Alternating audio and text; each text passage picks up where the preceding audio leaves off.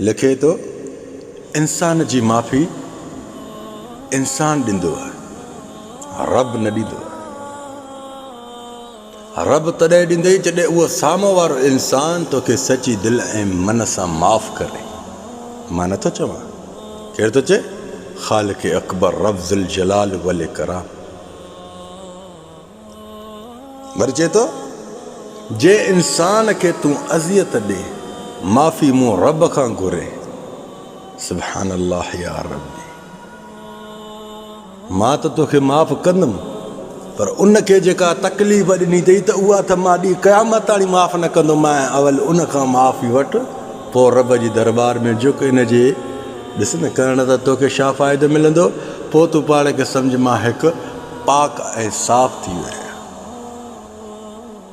करे इंसाननि सां घुरे रब खां त इहा हराम पाई आहे न कर। हा, करे इंसाननि सां घुरे रब खां हर वक़्तु घुर। रब दरवाज़ा बंदि न कया आहिनि, पर अलाह जी ख़ल्क़ल इंसान ज़ात खे ॾिनल तकलीफ़ तूं उन खां ई माफ़ी वठी सघें थो। उन जी माफ़ी तूं रब खां नथो वठी सघें। छो? रब तो चए त जेसि ताणी उहो इंसान तोखे माफ़ न कंदो, मां बि रब माफ़ न कंदुमि। जज़ाकल्लाह ख़ैर, मां सलाम।